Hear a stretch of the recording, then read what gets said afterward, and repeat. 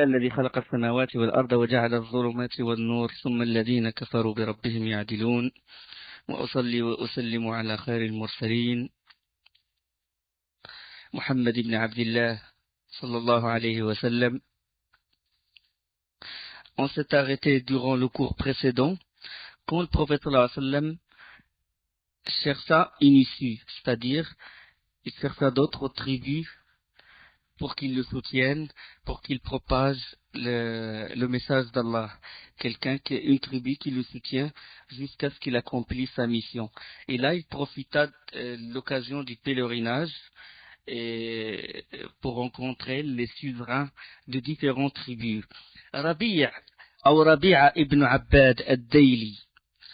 Cette personne-là, avant qu'il se convertisse, quand il était mécréant, il a vu le prophète sallallahu alayhi wa sallam circuler dans les marchés et appeler les gens ô Bani tel, fils de tel, suivez-moi, adorez Allah, ne lui associez rien. Est-ce qu'il y a quelqu'un parmi vous qui peut me soutenir, qui peut me soutenir jusqu'à ce que j'accomplisse cette mission? Je suis prophète, je suis l'envoyé d'Allah. Dites la ilaha illallah, vous aurez la victoire. قولوا لا إله إلا الله تفلحوا.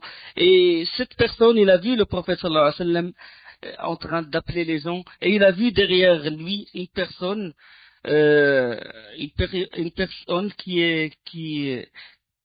chaque fois que le prophète sallallahu alayhi wa sallam appela les gens, lui, il s'adresse à ces gens-là et il dit, ne les suivez pas, nous, on est de sa famille, on le connaît, c'est quelqu'un qui veut que vous vous désavouez de Lat ou l'Uzza, il voulait que vous vous désavouez de vos alliés parmi les djinns. C'est un innovateur, comme c'est évoqué dans le hadith, c'est un innovateur et c'est un égareur. Il dit ça sur le prophète sallallahu alayhi wa sallam. Puis cette personne, Rabi'a ibn Abbad al-Dayli, il était accompagné de son père. Il a dit à son père, c'est qui cette personne qui criait?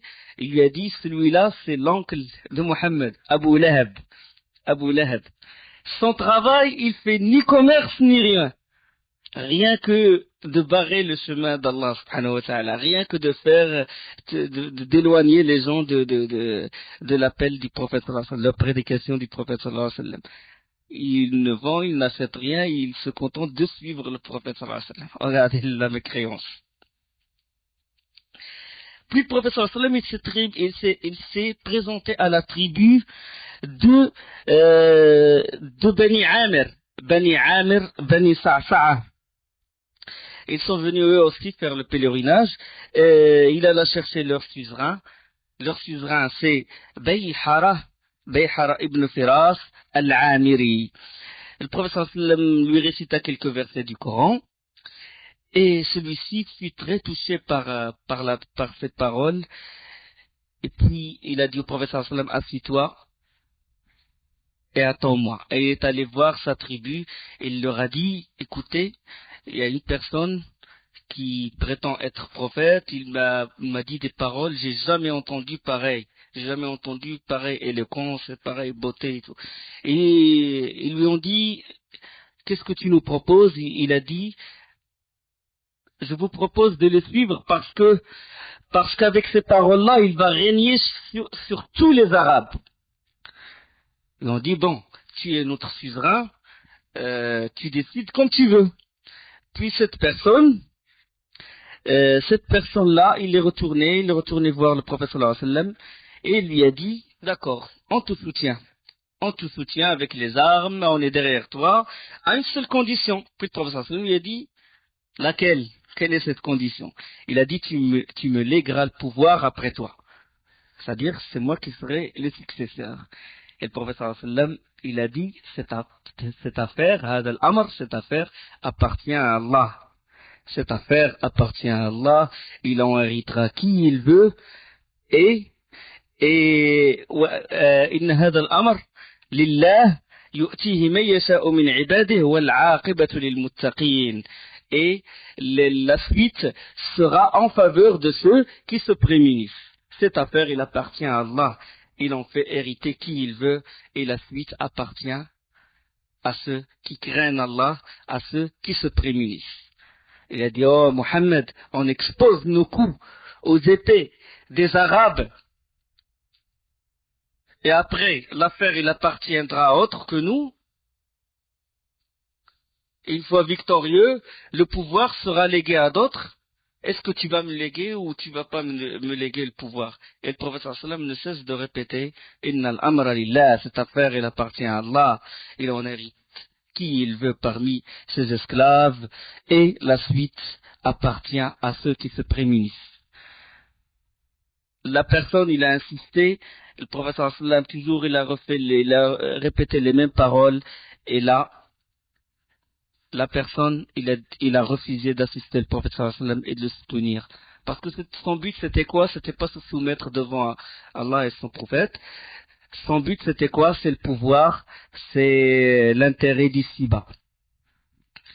Et là, Bayhara, il refusa, revenu chez lui. Bon, il a retourné chez lui avec avec ses compagnons. Et là, chez lui, dans sa tribu, il y a une vieille personne, mais qui est très sage. Et cette personne-là, il est connu dans la tribu, il revient à lui à chaque fois, quand ils veulent trancher dans une affaire, et il pouvait pas faire le pèlerinage. Alors il attend quand ils arrivent, il leur dit, qu'est-ce que vous avez vu, qu'avez-vous rencontré et tout, et eux, ils lui font le récit de leur voyage. Et après, bon, il leur posa la question. Ils lui ont dit, bon, on a vu ça, on a vu ça. Et il a dit autre chose.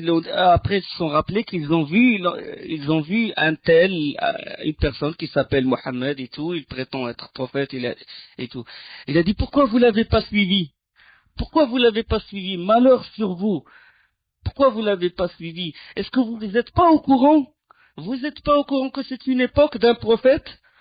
Et en plus, c'est un Ismaélite, il fait partie de Bani Ismaïl. Jamais un fils d'Ismaïl n'a prétendu être prophète. Ça veut dire quoi? Ça veut dire que c'est un prophète vrai, il faut le suivre. Mais eux, ils étaient sourds à ces arguments et ils ont fait échapper cette occasion d'être ansar du prophète sallallahu alayhi wa sallam. Ils n'ont pas suivi le conseil de ce vieil homme. Et le prophète sallam continuait de se faire connaître et d'exposer son message à tout homme de bonnes conditions, à tout chef de tribu. Parmi ces notables, c'est Suwayd ibn Samit. Suwayd ibn Samit, il faisait aussi le pèlerinage. Et le prophète sallallahu alayhi wa sallam l'a appelé, il connaît, et il sait qu'il est célèbre dans sa tribu, et sa tribu, il l'appelle Al-Kamil. Il appelle Suwayd ibn Samit le complet, parce que c'est un très grand connaisseur de poèmes, de langue arabe, et il a une grande valeur, il est très respecté chez les siens. Le prophète sallallahu alayhi wa sallam s'adresse à lui, il dit, oh Suwayd, j'ai quelque chose à te dire. J'ai quelque chose à te dire, est-ce que tu peux m'écouter? Et Suwayd, il a dit, je refuse. Directement. Je refuse de t'écouter. Pourquoi tu refuses de m'écouter? Parce que j'ai mieux. J'ai quelque chose de mieux à te dire. Sans écouter, il faut d'abord que tu écoutes pour juger. Est-ce que j'ai de meilleures paroles ou... Il a dit non, j'ai mieux que de ce que tu as. Et le prophète sallam n'a pas répondu, n'a pas répondu de la sorte, c'est-à-dire il lui a pas dit il faut d'abord m'écouter pour juger. Non, il a dit alors montre-moi ce qui est mieux, cette meilleure parole que tu veux me faire écouter. Et alors là, Suwayd, il commença à lui réciter quelque chose. C'était les conseils de Luqman. Luqman à son fils, Luqman al-Hakim, le sage, hein? D'accord? Il avait un parchemin où sont écrits Nasa'ih, les recommandations de Luqman à son fils. On sait que Luqman est l'un des grands sages. Certains savants ils disent prophète, d'autres ils disent ce n'est pas un prophète. Et on sait que ces recommandations-là, ils sont une sunna pour nous, les musulmans. Et Allah subhanahu wa ta'ala a appelé une sourate complète, sourate Luqman. Suwayd ibn Samit, il avait un parchemin hérité de ses ancêtres et tout, ils ont gardé ce parchemin-là où il y a les bons conseils. Il a commencé à réciter. ce qu'il y a dans ce parchemin. Et le prophète sallam il est en train d'écouter. Mais ce qu'il avait dans ce parchemin-là, on sait que les recommandations de Luqman dans le Coran sont de deux sortes. Les recommandations, le nasa'ih, deux sortes. Une concerne Tawhid, l'unicité, l'aqida. Et l'autre, il concerne l'akhlaq, les valeurs morales et tout. Hein? Ya bunayya, la tusrik billah. Hein? وإذ قال لقمان لابنه وهو يعظه يا بني لا تشرك بالله إن الشرك لظلم عظيم. Hein? Lors sermonnant son fils, Luqman disait, ô mon fils, ne donne pas d'associé à Allah, car l'association à Allah est vraiment une injustice énorme. Donc ça concerne Tawhid, l'unicité. Le premier conseil, regarde, comme la première da'wah de tous les prophètes, c'était appeler les gens à adorer Allah, premier ordre. Le premier interdit, se désavouer des idoles, se désavouer des associateurs. Donc, ça fait partie des conseils. Ya bunayya innaha in taku mithqala habatin min khardalin fatakun fi sakhratin aw fi as-samawati aw fi al-ard ya'ti biha Allah inna Allah latifun khabir. Ô mon enfant, fût-ce le poids d'un grain de moutarde au fond d'un rocher, ou dans les cieux, ou dans la terre, Allah le fera venir. Allah est infiniment doux et parfaitement connaisseur. Donc, c'est des choses qui concernent Tawhid. Tawhid al-Rububiyya, l'unicité de la Seigneurie. Comme quoi, un grain de moutarde dans un rocher, Allah subhanahu wa ta'ala, il le fait. Rien n'échappe à Allah subhanahu wa ta'ala. De même, l'unicité des noms et des attributs, ça veut dire qu'il est latif et qu'il est khabir. Tawhid. Et d'autres concernent l'akhlaq. La deuxième partie des conseils, il concerne les valeurs morales. وَلَا تُصَعِّرْ خَدَّكَ لِلنَّاسِ وَلَا تَمْشِ فِي الْأَرْضِ مَرَحًا إِنَّ اللَّهَ لَا يُحِبُّ كُلَّ مُخْتَالٍ فَخُورٍ. Et ne détourne pas ton visage des hommes et ne foule pas la terre avec arrogance, car Allah n'aime pas le présomptueux plein de glorioles. Sois modeste dans ta démarche et baisse ta voix. La plus infecte des voix est celle des ânes. Donc, c'est des conseils concernant les valeurs morales. Mais Suwayd ibn Samit, la partie qui concerne l'unicité, il l'avait pas. Il avait que les valeurs morales. Et puis le professeur sallam, bon, quand il a écouté ce qu'a dit Suwayd ibn Samit, il a dit oui, c'est bien, c'est excellent, mais j'ai mieux. J'ai mieux. Et là, Suwayd s'est étonné la première fois que quelqu'un lui dit j'ai meilleur que ces paroles-là. Et puis, il a dit si tu as mieux, je t'écoute. Et puis le professeur sallam lui récita quelques versets du Coran. Et là, Suwayd ibn Samit, il a dit ceci est excellent. Il a dit ceci est excellent, mais après il se retira. Sans qu'il dise je me soumets, sans prononcer la shahada, sans rien. Il a juste jugé que cette parole, que les versets du Coran qu'a récité le prophète sallallahu alayhi wa sallam, qu'elles sont excellentes. Mais plus tard, il embrassa l'islam. Il embrassa l'islam et il est mort avant l'immigration du prophète sallallahu alayhi wa sallam. Et ils ont dit dans des versions que c'est le Khazraj, la tribu de Khazraj, qui l'a tué au cours des conflits entre l'Aws et le Khazraj, les deux tribus rivales à Médine.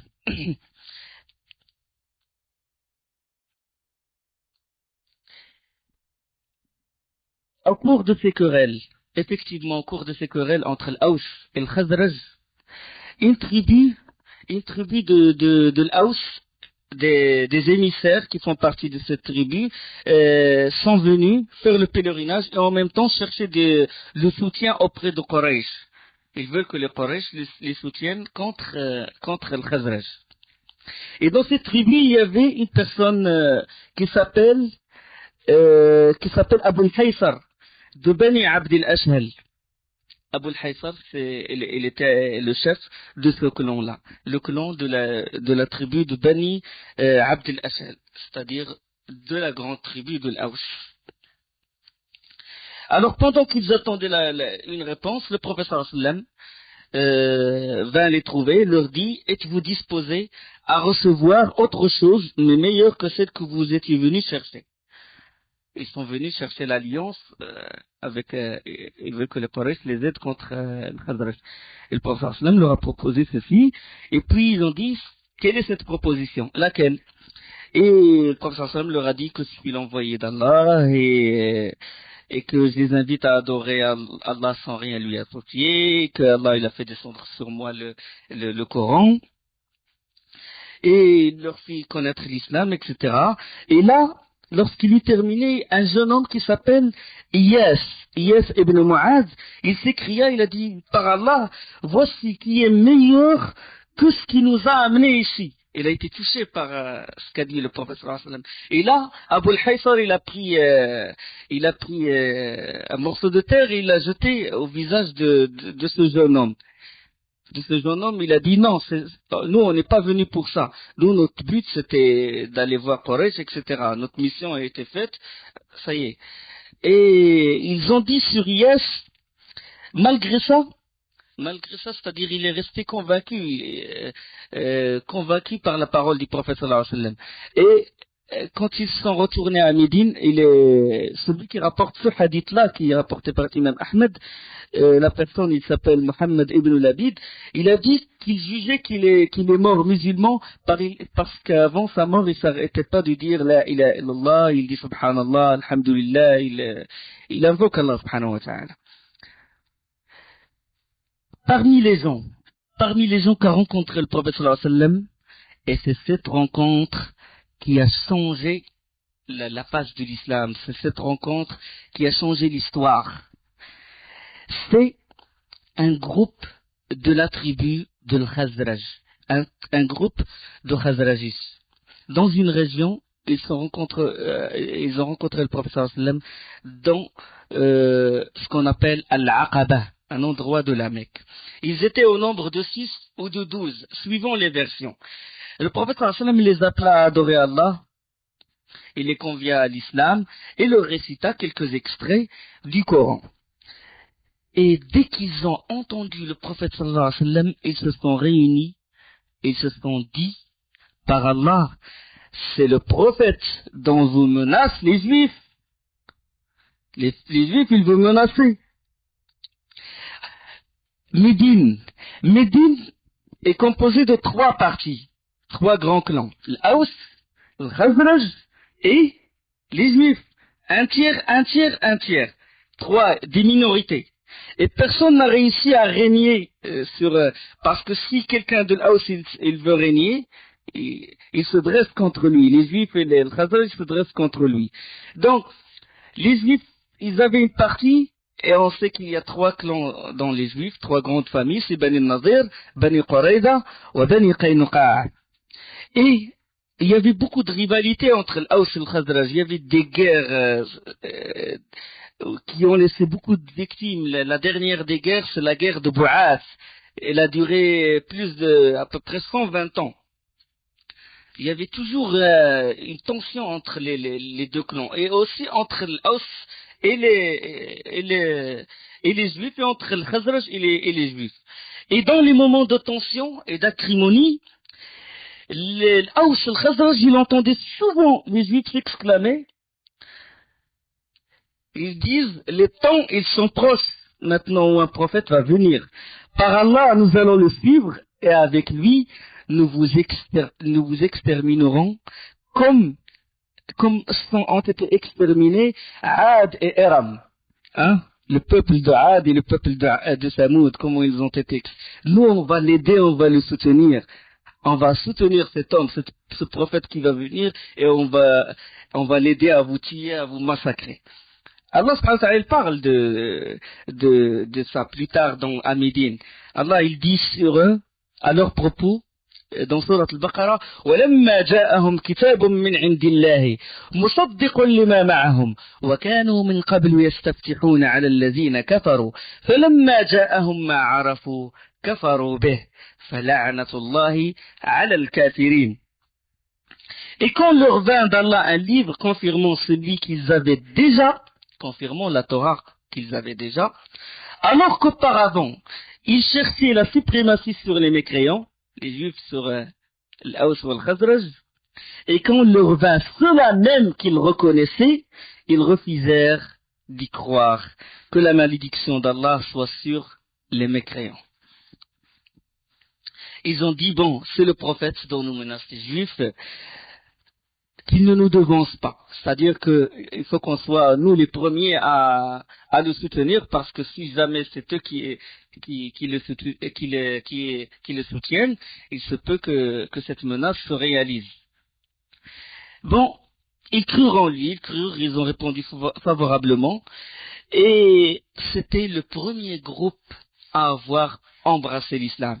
Le premier groupe à l'échelle du groupe à avoir embrassé l'islam de l'extérieur de la Mecque. Et là, le prophète sallam leur a enseigné quelques prescriptions de l'islam, et de retour à Médine, les Khazrajites, les gens de la tribu de Khazraj, ils transmirent le message de l'islam à tous ceux de leur peuple et les incitèrent à adhérer à l'islam. Et ce message-là commença à se propager dans toute la ville. L'année suivante, à l'occasion de la période du pèlerinage, 12 Médinois, 12 personnes habitant de Médine, de Yathrib, parmi lesquels une partie de ceux qui ont fait le pèlerinage l'année précédente, et 2 de la tribu de l'Aws, ils étaient 12, ceux qui ont vu le prophète sallam. La première entrevue, c'était entre les gens de l'Khazraj. Mais l'année d'après, ils ont ramené 2 des gens de la tribu rivale, c'est-à-dire ceux de l'Aws. Et ben, ils vinrent trouver le prophète sallam et ils firent serment d'allégeance. Bay'a al-Rasul sallallahu alayhi wa sallam. Ils firent serment d'allégeance, et c'est ce qu'on appelle le Bay'at al-Aqaba al-Oula, le pacte de l'Aqaba. Aqaba, c'est l'endroit première, c'est le premier pacte qui a été fait entre ces gens-là et le prophète sallallahu alayhi wa sallam. On appela aussi ce pacte-là le pacte des femmes, Bay'at al-Nisa. Bay'at al-Nisa. Le pacte des femmes, c'est pas parce qu'il n'y avait pas de femmes dans ce pacte-là. Il n'y avait pas de femmes. Mais on l'appelle pacte des femmes parce que c'est un pacte où il n'y a pas de djihad. Le djihad n'a pas encore été imposé. Et on l'appelle pacte des femmes. Comme le rapporte Ubad ibn Samit dans le hadith al-Bukhari. Ubad ibn Samit, il dit, j'étais avec ceux qui étaient présents dans Al-Aqaba. On était au nombre de 12, nous prêtâmes serment d'allégeance au prophète d'Allah, qui fut le serment des femmes, parce que ce serment a eu lieu avant que le jihad ne fût prescrit. Nous engageons à ne rien associer à Allah. Le pacte que fait en général le prophète avec les femmes, c'est qu'ils ne doivent pas associer à Allah, ils doivent adorer Allah sans rien lui associer, de l'obéir dans la vérité, de ne pas commettre d'actes, de ne pas propager la médisance, de ne pas commettre la fornication, des choses comme ça. Donc, ils ont fait ce pacte-là, et lorsqu'ils reprirent chemin vers Yathrib c'est Médine, le prophète sallallahu alayhi wa sallam envoya avec eux Mus'ab ibn Umayr, radiyallahu anhu. Il fut le premier ambassadeur envoyé à Médine, le premier ambassadeur du prophète sallallahu alayhi wa sallam, le premier ambassadeur en islam. Il fut hébergé par As'ad ibn Zurara, radiyallahu anhu. As'ad ibn Zurara, il fait partie de la tribu de l'Khazraj. Et Mus'ab, il devait également diriger la prière, car bien qu'ils fussent tous des musulmans, ni les Aws, ni les Khazraj ne pouvaient se faire l'idée d'accorder la présence à un membre de l'autre tribu. C'est-à-dire, c'est bien que quelqu'un de l'extérieur fasse l'imam. Et alors là,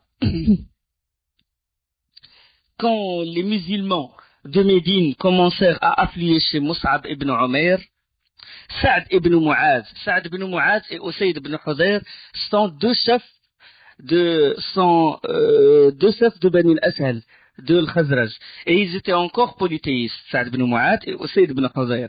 Alors, un jour, quand Mus'ab ibn Umayr, en compagnie de As'ad ibn Zurara, conversait avec un groupe de musulmans, dans un jardin, Saad ibn Mu'ad, il était irrité par cette affluence des gens qui viennent voir Mus'ab ibn Umayr et des nouveaux convertis. Ils étaient irrités par ça. Et donc, ils veulent mettre un terme à de tels agissements. Et Saad ibn Mu'ad, il s'adressa à Usayd ibn Khudayr avec ces mots. Il a dit, va trouver ces gens-là et chasse-les. Faut pas tu leur dis qu'il faut pas qu'ils restent ici, qu'il faut pas qu'ils influencent nos faibles, et essaie de les chasser. Parce que moi, j'ai un lien de parenté avec As'ad ibn Zurara, et puisqu'il est le neveu de ma mère, je ne peux rien contre lui. C'est-à-dire, il s'adresse à Usayd ibn Khudayr, lui dit, il vaut mieux que toi, tu vas chez eux et tu essaies de les persuader de ne pas continuer ce qu'ils sont en train de faire. Et Usayd, il prit sa lance et se rendit vers le groupe. Et quand As'ad ibn Zurara l'a vu, il s'adressa à Mus'ab ibn Umayr, lui a dit, cette personne, c'est le chef de son clan. Donc, essaie d'être véridique et essaie d'être éloquent et tout pour l'attirer. S'il rentre en islam, ce serait un triomphe. Et alors là, Mus'ab, Usayd ibn Khudayr, quand il va à eux, il avait la lance, il la pointa par terre, et il avait un visage qui laisse exprimer une certaine haine, qu'il était farouche, mais Mus'ab était calme, il l'écoutait. Et puis là, Usayd ibn Khudayr, il a dit, pourquoi venez-vous ici? Qu'est-ce que vous faites chez nous? Partez d'ici si vous tenez à la vie. Il les a menacés. Et Mus'ab le regardait, il dit posément, il a dit, veux-tu t'asseoir et écouter ce que j'ai à te dire. Ensuite, si mon discours te plaît, accepte-le, sinon nous satisferons ton désir. En fais ce que tu veux. Il a dit, c'est équitable, répliqua Usayd. C'est juste, d'accord. Si ça me plaît, tant mieux. Si ça me plaît pas, vous dégagez. Et Mus'ab lui parla de l'islam, il lui récita quelques versets du Coran, et là, l'expression de Usayd, elle changea à tel point que ceux qui étaient présents, ceux qui étaient autour de lui, ils pourraient voir l'islam en son visage, c'est-à-dire il était éclairci, il avait une lumière dans son visage. Avant qu'il prononce la shahada, il dégagea une sérénité, dans son visage. Et puis il a dit que ces paroles sont excellentes. Elles sont belles. Puis il s'enquit, il dit, que faut-il faire pour embrasser cette religion?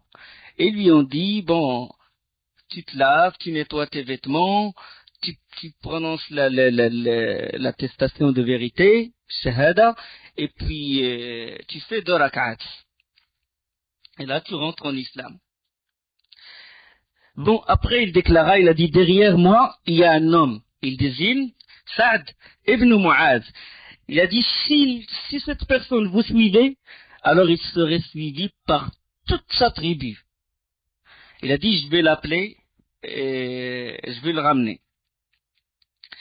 Il reprit sa lance et retourna auprès des hommes de son clan, et quand Saad l'a vu, il a dit, je jure par Dieu que Usayd, il est venu avec un visage différent du visage avec lequel il est parti. Et puis il lui a posé la question, il a dit, qu'as-tu fait? Il a dit, j'ai parlé aux 2 hommes, et par là, je n'ai trouvé en eux rien de mauvais. Mais je leur ai interdit de continuer, ils m'ont répondu, nous ferons comme tu désires. Et puis Saad ibn Mu'ad, il n'était pas satisfait, il est parti les voir. C'est ce que voulait vraiment Usayd. La même chose, il est allé, il pointa sa lance, dégagé d'ici, etc. Et puis Mus'ab, avec sérénité et avec calme, il lui récita le Coran et tout, son visage il changea lui aussi, et il a embrassé l'islam. 2 des chefs du clan ont embrassé l'islam. Directement après, Saad ibn Mu'ad, Quand il s'est lavé, il a nettoyé ses vêtements, il a prononcé la shahada, il est retourné chez les tiens, chez sa tribu. Et lui, il leur déclara, leur lança, euh, quelle est ma place chez vous? C'est-à-dire, quel est mon rang? Ils lui ont dit que tu es notre chef et que c'est à toi que tu es notre juge et notre suzerain. Et là, il a dit, je le jure de ne vous adresser la parole, ni à vous, ni à vos femmes, et que personne ne me parle, sauf si vous rentrez en islam. Et là, tout le clan s'est converti à l'islam. Subhanallah, d'une vitesse, tout le clan de l'Khazraj est rentré en islam. Le rapporteur du hadith, il dit, le soir même, il ne restait plus personne, ni homme, ni femme de son clan, qui ne fut entré en islam. L'islam se propageait d'une vitesse à Médine. Et chaque membre chaque nouveau converti, il essaie d'inciter les autres membres de sa famille pour qu'il embrasse l'islam. Ils font des pressions et tout. Et même Amr ibn al-Jamouh, l'un des chefs, des grands notables aussi de Médine, ses enfants sont rentrés en islam et lui, il refusa d'embrasser l'islam. Alors il avait une statue qu'il adorait, et puis pour vraiment ses enfants lui font beaucoup de pression, et pour vraiment le faire montrer qu'il doit se désavouer de cette religion, de son idolâtrie, et de s'éloigner de l'adoration des idoles, la nuit, ils rentrèrent discrètement chez lui, et ils prenaient la statue, il mettait sur cette statue toutes les saletés et tout, il barbouillait toute la statue de saleté, il la remettait à sa place. Et le lendemain, quand il se réveille, il trouve la statue pleine de saleté et tout, et puis quand il a vu sa statue pleine de saleté, il s'est adressé à son idole. Il a dit, qui t'a fait ça? Qui t'a fait ça? Tu peux pas te défendre? C'est pas possible. Il parle insensé, il parle avec sa statue. Puis il le lava, il le nettoya, il nettoyait sa statue, il la parfuma et tout. Et puis il a dit, la prochaine fois, il faut te défendre. La nuit, la même chose. Ils l'ont pris la statue, ils l'ont sali, la même chose. Le lendemain, il le nettoya, il le renettoya.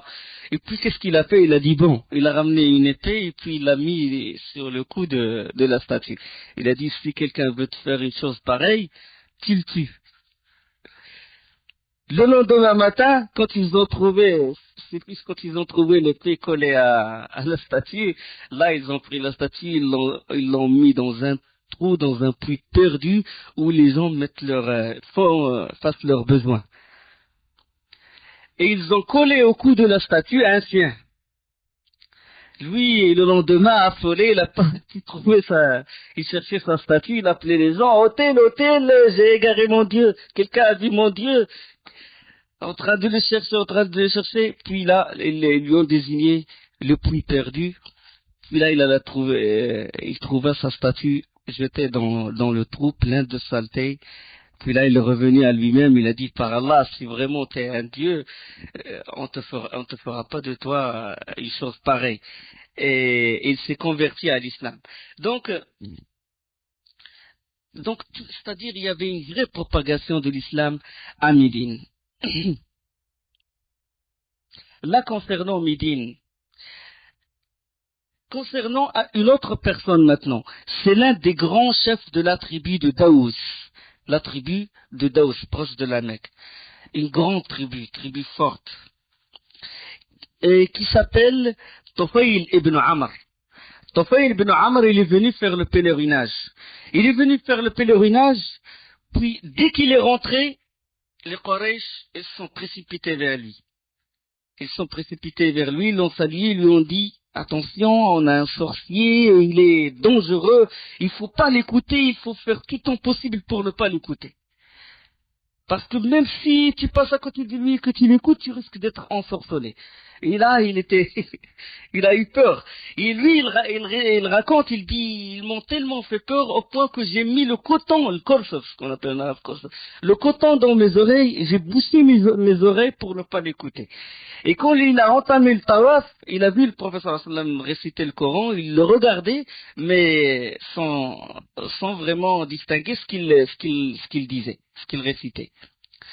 Puis après, il entama le tawaf, tour après tour, puis il commença à réfléchir. Commença à se dire, oh, Tofail, t'es vraiment le suzerain, t'es le chef de ta tribu. Tu es connu pour être un grand poète. Tu connais la poésie. Et en plus, t'es quelqu'un de sage. Tu fais la différence entre le bien et le mal. Et plus que ça, t'es le chef de la tribu. Et comment ça se fait qu'un homme, il te fait peur? Là, il enleva le coton de ses oreilles, il déboucha ses oreilles. Et puis, il alla voir le professeur sallam, il dit, oh Mohammed, parle-moi, je veux t'écouter. Le professeur sallam lui expliqua l'islam, lui récita quelques versets. Là, le cœur de Tufayl ibn Amr commença à s'ouvrir à l'islam, à s'illuminer. Puis, il a embrassé l'islam. Il a embrassé l'islam, puis il a dit au professeur sallam, écoute, maintenant, ordonne ce que tu veux, sans condition. Si tu veux que je reste avec toi, je reste avec toi maintenant. Tout ce que tu veux, je t'obéis directement. Du moment qu'il a prononcé la shahada, il a dit, ça y est, je suis obéissance totale, sans condition. Et le prophète sallam lui a dit, non, retourne chez tes siens, fais la da'wah, propage l'islam, appelle-les à l'islam. Et là, les Quraysh furent informés que Tufayl ibn Amr il est rentré en islam, et ils lui ont barré le chemin. Il commençait à lui dire, qu'est-ce qui t'arrive, t'as apostasié notre religion, t'as tourné le dos. Il a dit, non, j'ai embrassé l'islam. Alors ils s'écrièrent, ils voulaient le frapper, ils voulaient se venger. Puis là, il leur a dit, si quelqu'un s'approche de moi, toute la tribu de Daous va attaquer la Mecque. Là, tout le monde s'est écarté de lui. Et là, à mi-chemin, lui sur son chameau, une lumière a surgi entre ses deux yeux. Et il lui a illuminé la rue, c'était la nuit, la route. Et puis après lui, il a dit, oh Allah, pas dans mon visage. Parce que si les gens de la tribu de Daous, s'ils me voient avec ce visage étrange, ils vont dire que la divinité l'a châtié. Hein? Donc, il a invoqué Allah subhanahu wa ta'ala. C'était un miracle, c'était un prodige, karama, comme karamat al-awliya. Et la lumière, elle s'est déplacée de son visage vers le bout de son fouet. Et l'illumina sa route, jusqu'à ce qu'il arriva chez les siens. Et là, il est rentré chez sa femme, ses enfants et tout, et il leur a dit, que mon visage ne rencontre pas votre visage, que je ne vous adresse pas la parole, sauf pour une condition, que vous suivez le prophète sallallahu alayhi wa sallam et que vous rentrez en islam. C'est quoi le prophète, c'est quoi Mohammed, c'est quoi l'islam? Il leur a expliqué. Et commença à propager l'islam dans la tribu de Daous, et toute la tribu de Daous est entrée en islam. Et il alla voir le prophète sallallahu alayhi wa sallam ceci après l'émigration, après les hijras. L'islam se répandit à Médine. Et là, les gens commencent à se dire, jusqu'à quand on va laisser le prophète sallallahu alayhi wa sallam subir le mal de Quraysh? Et alors, l'année qui est venue après, c'est-à-dire l'année avant l'hijra, avant l'immigration, et durant la période du pèlerinage, ils envoyèrent une délégation de 73 personnes, 73 hommes et 2 femmes, pour rencontrer le prophète sallallahu alayhi wa sallam. Alors, leur voyage vers la Mecque, il s'était accompli avec une caravane sur laquelle il y a un mélange. Il y avait les musulmans, les 73, avec les 2 femmes et les mécréants. Et des mécréants de Médine. Ils étaient mélangés. Parce que les mécréants, c'est que les mécréants ils font le hajj, ils font le pèlerinage, ils font la umrah et le pèlerinage. Parce qu'il y avait les rites de pèlerinage avant la venue du prophète sallallahu alayhi wa sallam. Alors là, à la Mecque, la délégation des musulmans, elle envoya 2 hommes. Cette délégation de 73, elle envoyait 2 hommes, 2 représentants, à la rencontre du prophète sallallahu alayhi wa sallam. Elle envoya al-Bara ibn Ma'rour et elle envoya Ka'b ibn Malik. Ka'b ibn Malik. Chercher le prophète sallallahu alayhi wa sallam. Et fixer, bien entendu, un rendez-vous avec lui à un endroit tel, à l'heure telle, etc. Et ils s'adressèrent à un Mecquois. Ils ne connaissaient pas le prophète sallallahu alayhi wa sallam de vue. Et le Mecquois, il leur a dit, vous voyez telle personne, vous connaissez l'Abbas? Ils ont dit oui, parce que l'Abbas, il faisait des voyages à Médine. Et on dit, la personne qui est avec l'Abbas, c'est votre homme. Et là, ils sont allés voir le prophète sallallahu alayhi wa sallam et l'ont salué et sont assis à côté du prophète sallallahu alayhi wa sallam. Et le prophète, comme d'habitude, leur posa la question qui ils sont et de quelle tribu, etc. Et la personne, il a répondu, je suis le Bara ibn Ma'rour. Et l'autre, il a dit, je suis Ka'b ibn Malik. Et quand le prophète sallallahu alayhi wa sallam a entendu Ka'b ibn Malik, Ka'b ibn Malik, il rapporte même dans le hadith, il a dit un mot que je n'oublierai jamais. Du moment que Ka'b ibn Malik a dit, mon nom c'est Ka'b ibn Malik, le prophète sallallahu alayhi wa sallam s'écria, le poète. Et puis, Ka'b il s'est réjoui de le fait que le prophète sallallahu alayhi wa sallam l'a vanté, quoi, a dit de lui qu'il est poète, etc. C'est une célébrité aujourd'hui. Pourquoi il a dit poète à haute voix et tout? Parce que le moyen de propagation, le moyen d'information à l'époque, c'était quoi? C'était la poésie, et se transmet de maison en maison, de père en fils. Eux, ils étaient éloquents, ils apprenaient vite le poème. C'était le moyen de transmission le plus célèbre. C'est comme, vous savez, un poète, un grand poète, à l'époque, c'est comme une chaîne de radio maintenant. Une bande de radio, ou une chaîne de télé, ou un journal. C'était ça. Donc le professeur sallam, quand il a dit, il a montré le mérite de cet homme, ça veut dire que s'il rentre, que cette personne, s'il est musulman, ça veut dire que l'islam, il va se propager vite, hein. Et alors, Ka'b et le Bara ont voulu fixer un rendez-vous avec le prophète sallallahu alayhi wa sallam. Et ils étaient gênés par la présence de l'Abbas. Parce que l'Abbas, il était encore polythéiste. Puis le prophète sallallahu alayhi wa sallam, il a dit, vous pouvez parler, vous êtes libre, je fais confiance à mon oncle. سبحانك اللهم وبحمدك أشهد أن لا إله إلا أنت أستغفرك وأتوب إليك بعد. La nuit promise. La nuit promise, ils dormaient dans la caravane avec les gens de leur clan, c'est-à-dire la délégation des 73 hommes et des 2 femmes. Et lorsqu'un tiers de la nuit se fut écoulé, ils se rendirent au lieu qui avait été fixé avec le prophète sallallahu alayhi wa sallam. Ce lieu, il s'appelle Al-Aqaba. Al-Aqaba. Et là, l'envoyé d'Allah sallallahu alayhi wa sallam, il était accompagné de son oncle Al-Abbas ibn Abd al-Muttalib. Al-Abbas, dès qu'il soit mécréant, il a insisté d'être avec le prophète sallallahu alayhi wa sallam. Il a insisté d'être avec lui pour le protéger, parce que bon, les liens de parenté, etc. C'est comme s'il remplace Abu Talib. Et alors,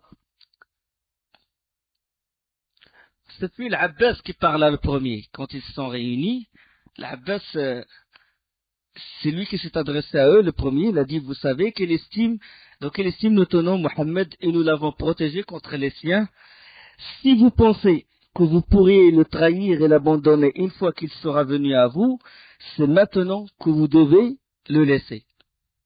Malgré, bien qu'il soit mécréant, il a peur pour son neveu. Et là, les gens de cette délégation, ils ont dit, nous avons bien entendu ce que tu as dit, mais c'est à toi, ils se sont adressés au prophète sallallahu alayhi wa sallam, ils ont dit, c'est à toi de parler.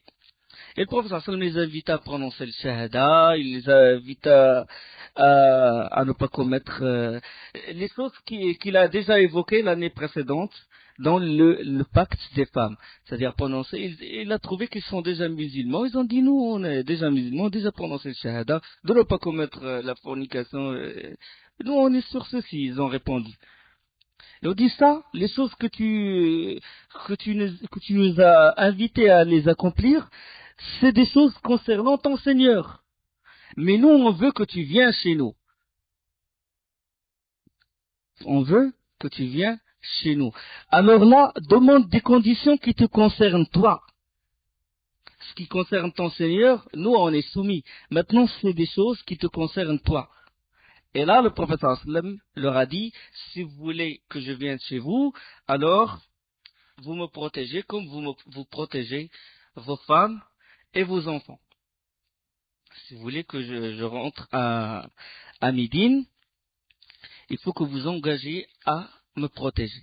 Comme vous protégez vos femmes et comme vous protégez vos enfants. Et là, Al-Bara ibn Ma'rur, il se leva et prenant le prophète sallallahu alayhi wa sallam par la main, il dit, par celui qui t'a envoyé avec la vérité, nous te protégeons comme nous les protégeons. Accepte donc notre serment d'allégeance, envoyé d'Allah, car nous sommes des guerriers en possession d'armes et nous avons hérité de père en fils l'art de la guerre.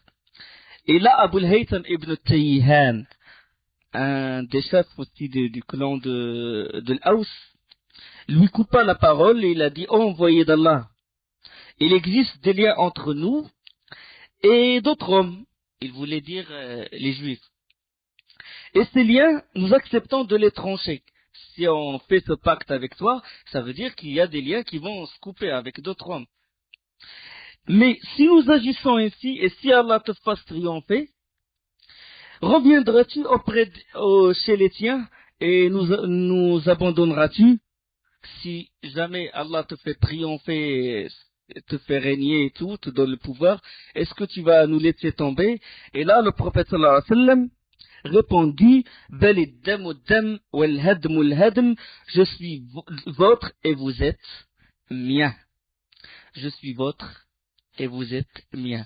C'est-à-dire, celui que vous combattez, je le combats.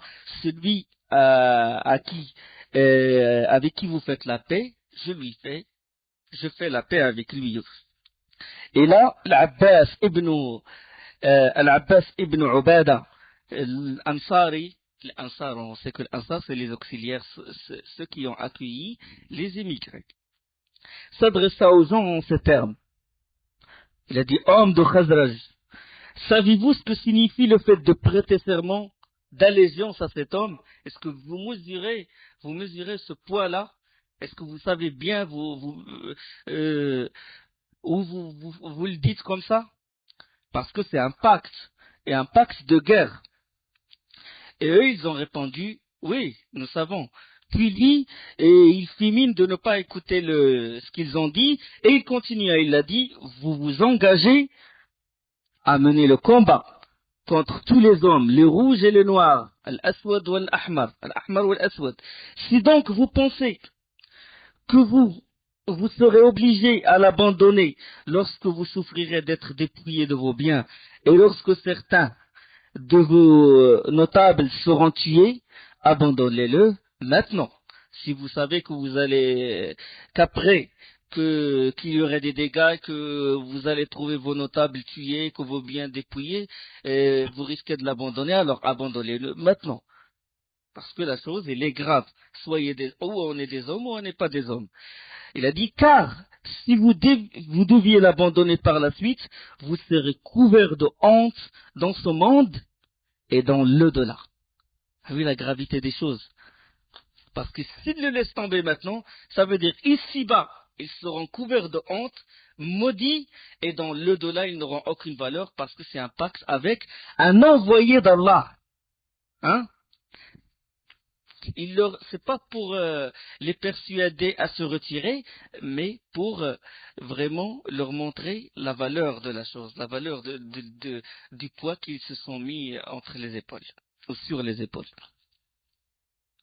Mais il continua, Mais si vous vous estimez capable de tenir votre engagement, alors prenez-le, car en lui se trouve par Allah le meilleur de ce monde et de l'autre. Deux choses. On le soutient, on aura le bonheur d'ici-bas et dans l'au-delà. On ne le soutient pas, on aura la malédiction ici-bas et dans l'au-delà. Ça, c'est valable pour tout être humain, pour tout musulman. On soutient, on le suit, on suit la sunna du prophète sallallahu alayhi wa sallam, intérieurement et extérieurement. Il n'y a pas intérieurement seulement, non, intérieurement et extérieurement. Dans toute chose, dans ses propos, dans ses paroles, dans ses actes, dans l'habillement, dans toute chose. On le suit. Ou bien on le suit et on gagnera le paradis, ou on ne le suit pas et on méritera le châtiment. Et ils ont répondu, ils ont dit, nous l'accueillons même au prix de la perte de nos biens et de la mort de nos meilleurs. Et quelle sera, là ils ont posé au prophète sallallahu alayhi wa sallam, ils ont dit, et quelle sera notre part? Et là l'envoyé d'Allah a répondu, ils ont demandé quelle est leur part s'ils soutiennent le prophète sallallahu alayhi wa sallam. Et le prophète sallallahu alayhi wa sallam leur a répondu, Al-Jannah, le paradis. Ni or, ni diamant, ni palais, ni vous aurez le paradis. Hein? Et là, directement, ils ont dit tant ta main. Ils ont dit au prophète sallallahu alayhi wa sallam, tends donc ta main, à quoi ils prêtèrent serment. Le prophète sallallahu alayhi wa sallam a dit, maintenant, vous allez m'emmener, vous allez choisir parmi vous 12 hommes, les chefs, 12 chefs, les plus respectés, les plus nobles. Vous choisissez 12 hommes avec qui je vais faire le pacte d'allégeance. 12 hommes qui vous représentent. Comme ça, tout le monde serait d'accord sur ces 12 hommes-là. Ils ont choisi 12 hommes, 9 de la tribu de l'Khazraj et 3 de la tribu de l'Aous. Et alors là, chaque notable qui représente son clan se représente devant l'envoyé d'Allah et prête serment d'allégeance qui les engage maintenant à quoi? Et les engage à combattre. Ce n'est plus le pacte des femmes, c'est le combat maintenant, hein, la guerre. Serment de la guerre. Et c'était le premier serment de guerre. Et quand ce fut établi avec certitude, ce pacte d'allégeance, quelqu'un poussa un cri retentit sur une montagne, un cri du haut d'une montagne et d'une voix vraiment retentissante, comme l'a décrit celui qui rapporte hadith Ka'b ibn Malik radiyallahu anhu. Il a dit, jamais je n'ai entendu une voix aussi forte.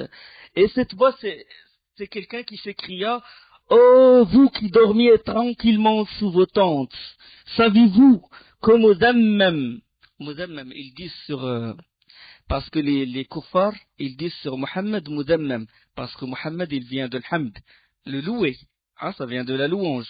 Et eux, ils disent, au lieu de Muhammad, ils disent Mudammam, ça veut dire celui qui mérite la malédiction, celui qui est maudit. Ouais.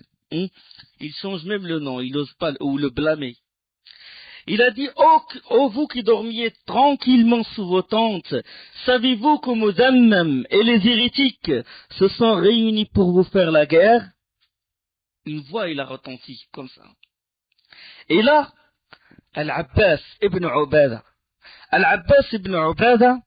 il a sorti son épée. Directement, ça y est, le pacte est fait. Il a sorti son épée. Maintenant, il a dit au prophète sallallahu alayhi wa sallam, maintenant, on combat les gens de Mina, il veut dire les gens de la Mecque, si vraiment ils essaient de te faire du mal.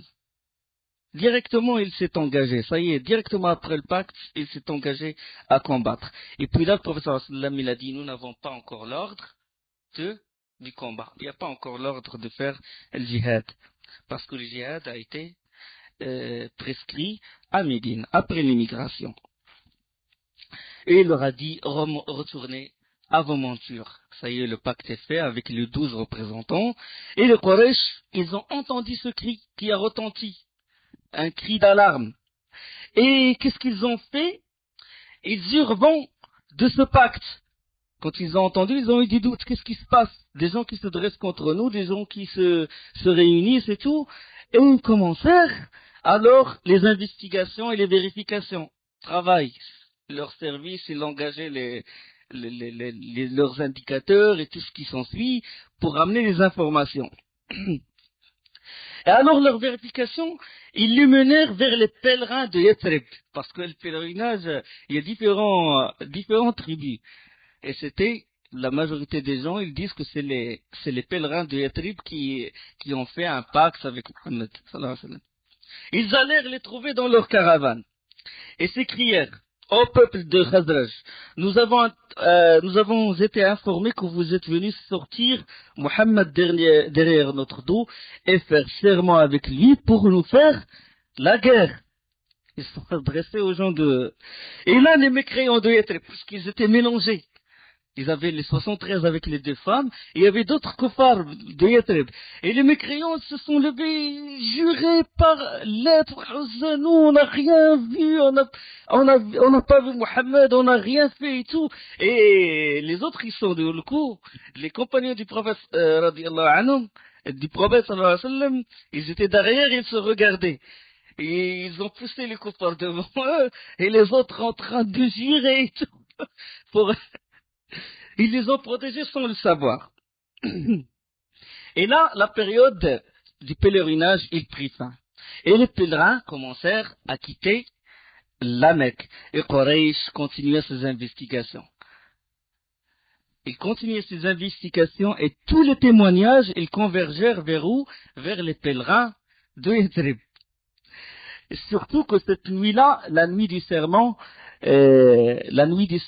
parce que le jour J, la nuit précise, les pèlerins, la délégation qui a voulu faire le pacte avec le prophète sallallahu alayhi wa sallam, ils sont sortis entre ceux qui dormaient et des mécréants, ils ont senti que des gens manquaient, ils ont senti que des gens sortaient cette nuit-là.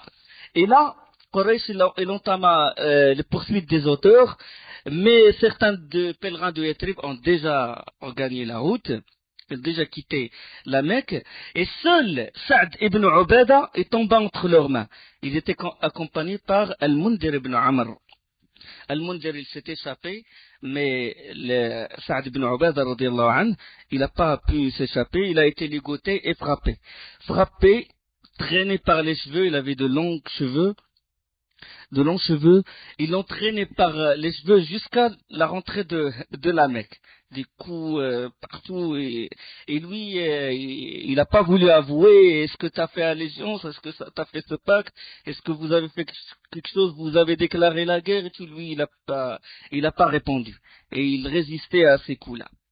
Et là, Saad, lui-même, il raconte dans le hadith, il dit, pendant que j'étais entre leurs mains, un groupe de Quraysh vint à moi, et parmi eux, un homme de grande taille.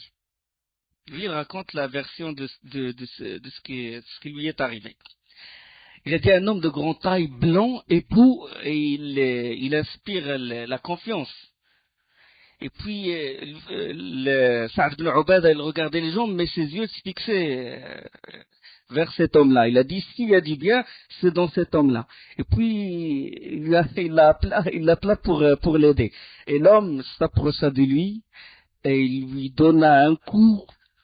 Puis là, il a reçu le coup, puis il s'est dit, alors là, il n'y a que du mal chez ces gens-là.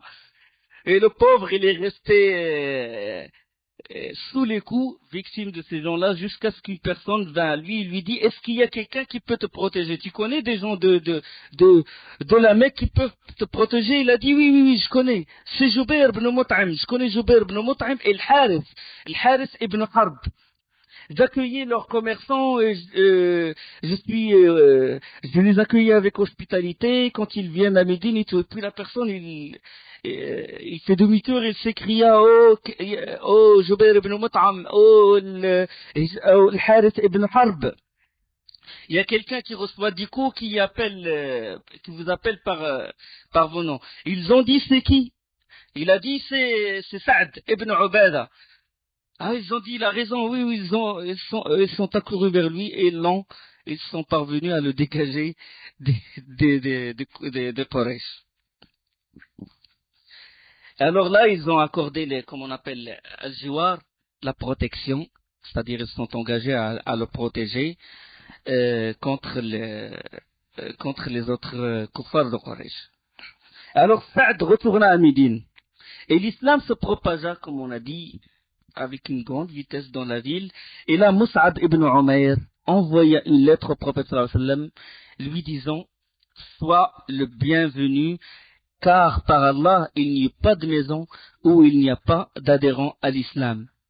Il désigna bien sûr l'Aws ou al-Khazraj, c'est pas la région où il y a les Juifs. Et là, le prophète sallallahu alayhi wa sallam, il ordonna ses compagnons à l'immigration. Ce n'est plus une autorisation. La première immigration vers l'Abyssinie, c'était une autorisation. Mais maintenant, ordre. L'ordre d'émigrer, obligé pour tout musulman d'émigrer, de quitter la Mecque. C'était un ordre.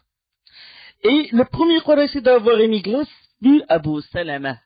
Abu Salama, Abdullah ibn Abd al-Asad, Bani Makhzoum, faisant partie de Bani Makhzoum.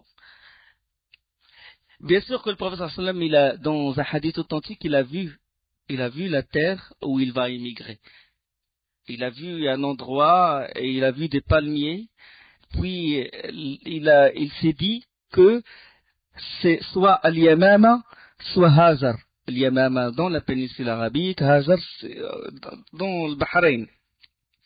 Mais c'était Yathrib, c'était Médine. Allah lui désigna Yathrib comme lieu d'immigration. Et là, Abu Salama, c'était le premier à avoir émigré. On sait qu'il était en Abyssinie. Et de retour vers la Mecque, il fut persécuté par le Quraysh et il décida d'émigrer à Médine. Et il s'est mis en route. Il s'est mis en route en direction du nord et en conduisant un chameau sur lequel il avait fait monter sa femme, Salama radiyallahu anha, et qui tenait dans ses bras leur jeune fils Salama. C'est-à-dire, il accompagnait sa femme et son fils. Et Salama, il appartenait à l'autre branche du clan Makhzoum. Les deux, ils appartiennent à Bani Makhzoum. Mais Salama, il appartient aux Makhzoumites de Bani al-Mughira, les Bani al-Mughira, proches de Abu Jahl. Et alors là, plusieurs membres de sa famille et de son clan, et ils se mirent à sa rencontre, à sa poursuite. Et ayant rejoint le couple, ils arrachèrent la bride du chameau de Abu Salama. Ils lui ont dit: toi, tu es libre, tu peux aller où tu veux. Mais elle vient avec nous, parce qu'elle fait partie de notre clan. Tu n'as aucune autorité sur elle.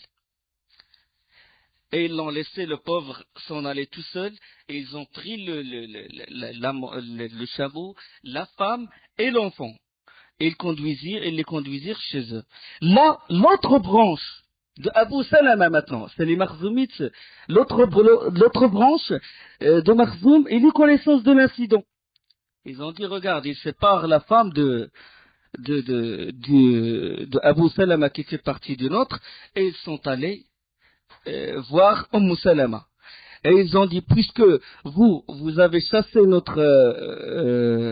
notre fils, alors nous on prend le fils de la femme.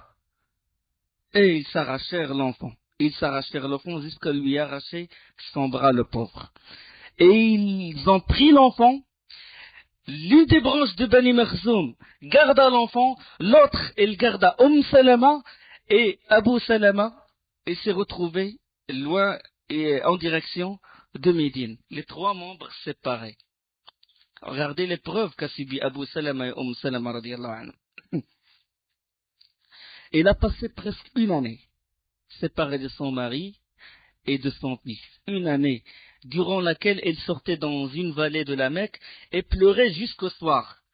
Et finalement, l'ensemble du clan fut ému de pitié et permit à Salama de reprendre son enfant et d'aller rejoindre son mari.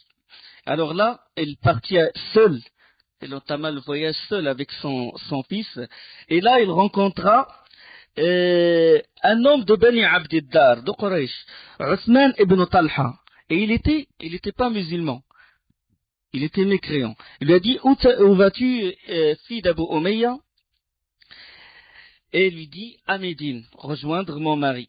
Il a dit, toute seule? Tu veux rejoindre ton mari toute cette distance?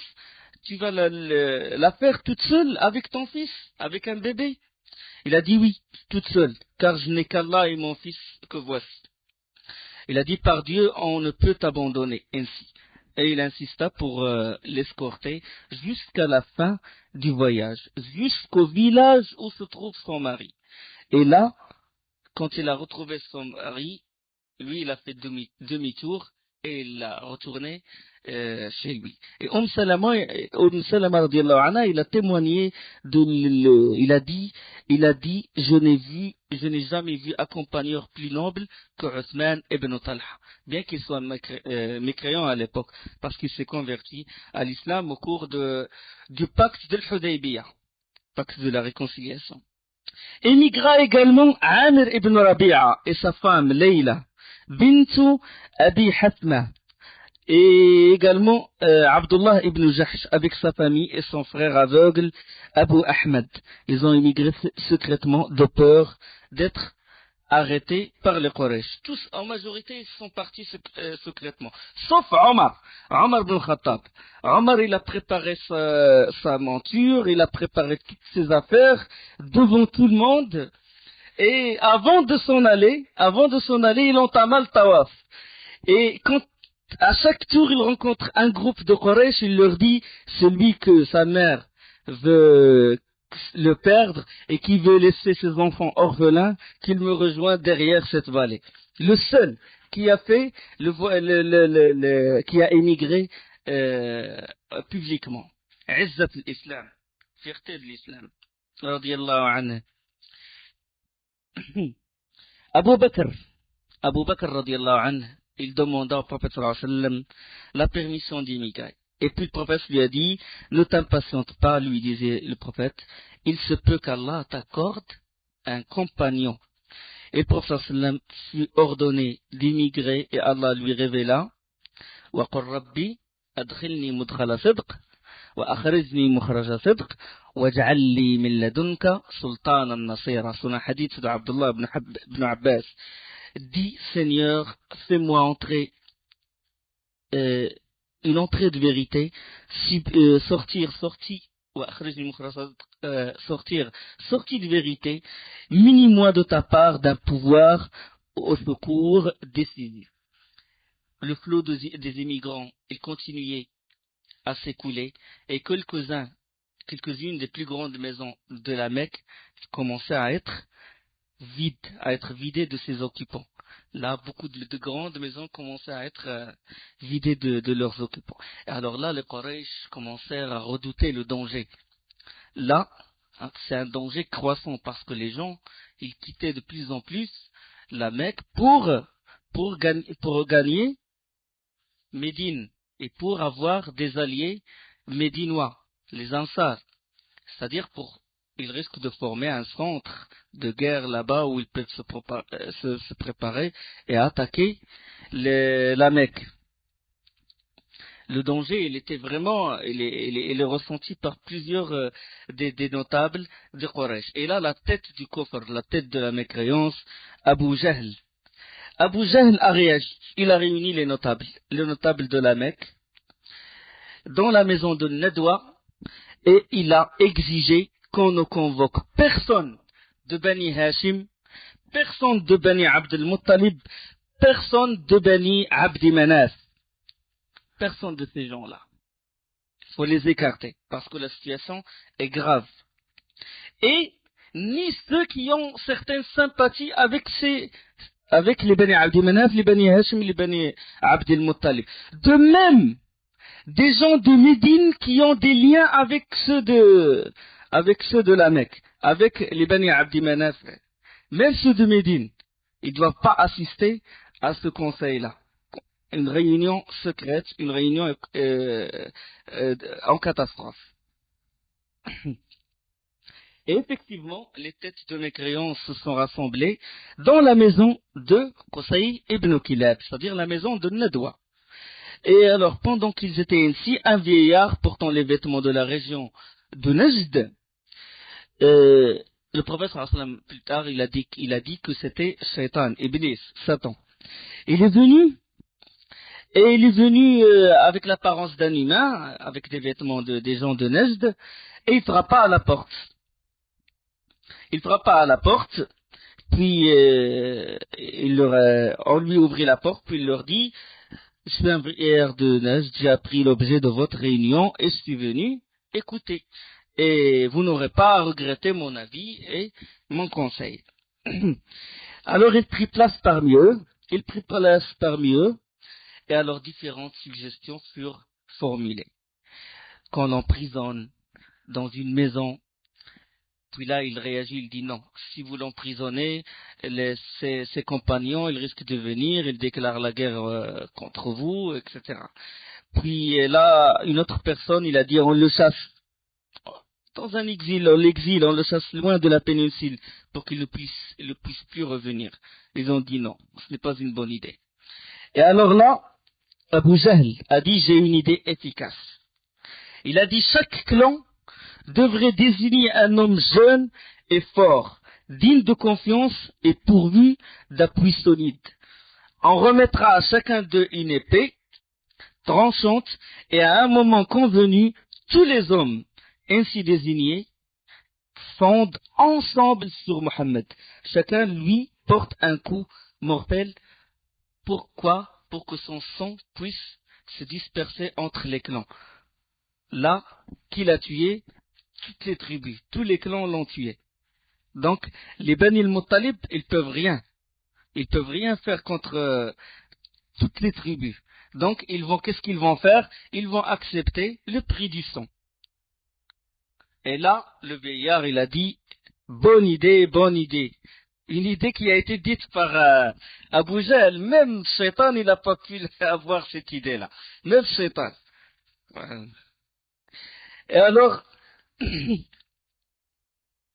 effectivement, ils décidèrent à l'unanimité d'accomplir ce projet. Allah, il révéla plus tard à leur propos: وَإِذْ يَمْكُرُ بِكَ الَّذِينَ كَفَرُوا لِيُخْرِجُوكَ أو يثبتوك أو يقتلوك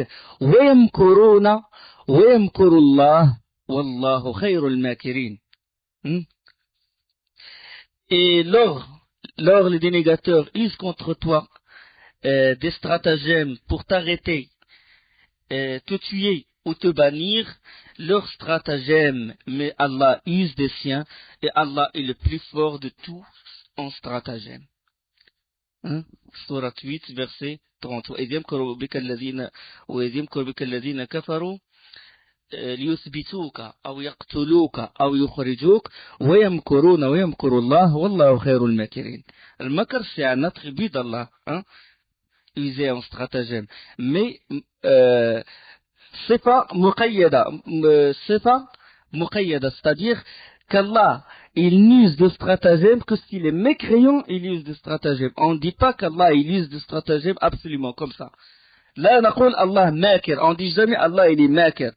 Donc, il faut toujours qu'il soit relié à quelque chose. D'accord? C'est ce qu'on appelle sifat kamal biqaïd. Alors, pendant ce temps-là, le prophète sallallahu alayhi wa sallam se préparait pour l'immigration. Il appela Ali radiyallahu anhu.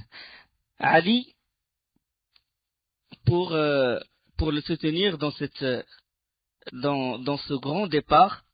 Et le prophète sallallahu alayhi wa sallam avait chez lui des dépôts, l'amanat, ce qu'on appelle amanat. Et les gens, on sait que les gens, quand ils veulent voyager et tout, ils laissent les choses les plus précieuses chez le prophète sallallahu alayhi wa sallam. Bien qu'ils soient ses ennemis, bien qu'ils le combattent, mais quand ils veulent, parce qu'il est connu il est l'ami, c'est le digne de confiance. Alors le prophète sallallahu alayhi wa sallam, il n'a pas voulu quitter la Mecque sans rendre les dépôts à leurs ayants droit, et commença à montrer à Ali les dépôts. Il a dit telle chose elle appartient à telle personne, telle chose appartient à telle personne. Même dans l'immigration, quand il quitte ces gens-là, il rend les choses à leurs ayants droit. Amin, sallallahu alayhi wa sallam. Et alors,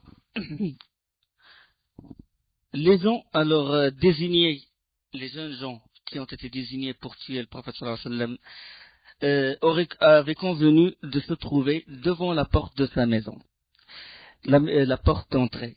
Et alors là, après la tombée de la nuit, l'un d'eux, il escalada le mur. Et il est rentré, il surgit dans la maison. Là, une femme s'écria. Puis la personne, il a eu peur, puis il est retourné chez le groupe.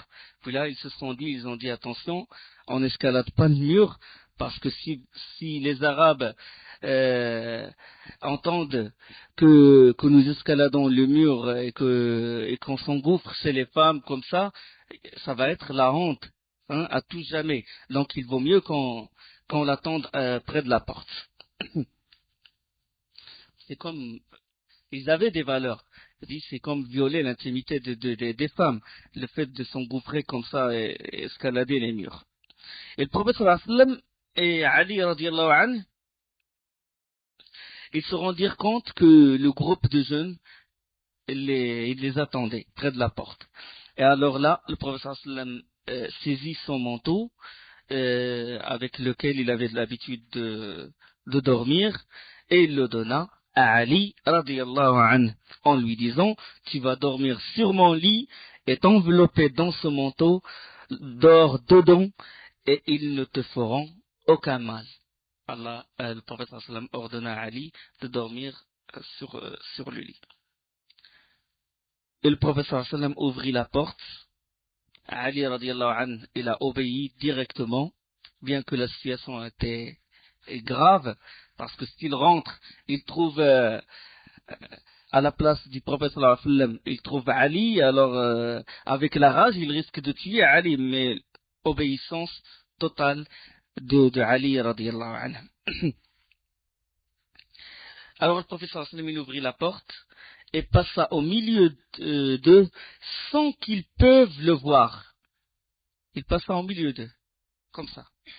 Eux, ils attendent, il ouvrit la porte et marchons au milieu d'eux en récitant les versets de sourate Yasin. Bismillah ar-Rahman ar-Rahim. Yasin wal Qur'an al-Hakim. Innaka lamina al-mursalin ala siratin mustaqim. Tanzil al-Aziz ar-Rahim. Jusqu'au verset وَجَعَلْنَا مِنْ بَيْنِ أَيْدِيهِمْ سَدًّا وَمِنْ خَلْفِهِمْ سَدًّا فَأَغْشَيْنَاهُمْ فَهُمْ لَا يُبْصِرُونَ. Et nous mettrons une barrière devant eux et une barrière derrière eux.